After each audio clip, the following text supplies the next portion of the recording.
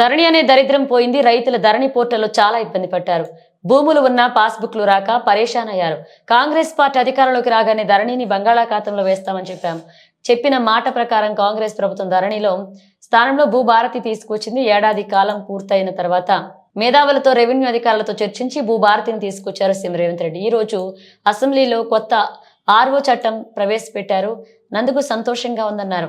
రైతు పండుగ చేసుకుంటున్నారు. యావత్ తెలంగాణ రైతాంగం పక్షాన కిసాన్ కాంగ్రెస్ తరపున సీఎం రేవంత్ రెడ్డికి, డిప్యూటీ సీఎం బట్టి విక్రమార్కకు, రెవెన్యూ మంత్రి పొంగులేటి శ్రీనివాసరెడ్డికి, తుమ్మల నాగేశ్వరరావుకి ధన్యవాదాలు తెలియజేశారు. ఉప ముఖ్యమంత్రి బట్టి విక్రమార్క గారికి ప్రత్యేకంగా మేము కిసాన్ కాంగ్రెస్ తరఫున రైతాంగం పక్షాన కృతజ్ఞతలు తెలియజేస్తా ఉన్నాం.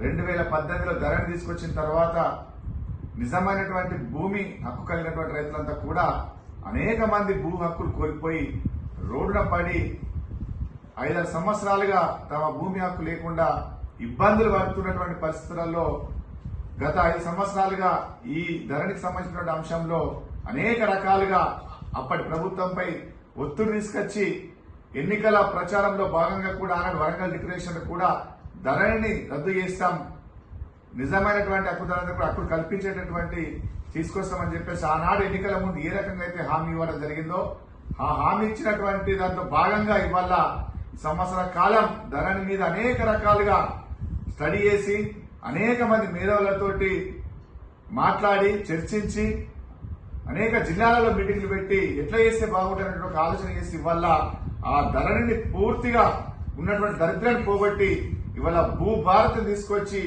ఈ భూ సమస్యలన్నీ లేకుండా నిజమైనటువంటి హక్కుదారులకు భూమి హక్కు పొందేటటువంటి ఏదైతే అవకాశం రావడం కోసం తీసుకొచ్చినటువంటి భూభారతి తీసుకొచ్చారో దీనికి సంబంధించి ఈ రైతాంగాన్ని ఆదుకోవడం కోసం, భూమి హక్కులు కాపాడడం కోసం తీసుకున్నటువంటి నిర్ణయం ఇది చాలా గొప్ప నిర్ణయం. ఈ నిర్ణయం తీసుకున్నందుకు ప్రభుత్వానికి మరొకసారి రైతాంగం తరపున కృతజ్ఞతలు తెలియజేస్తా ఉన్నాను.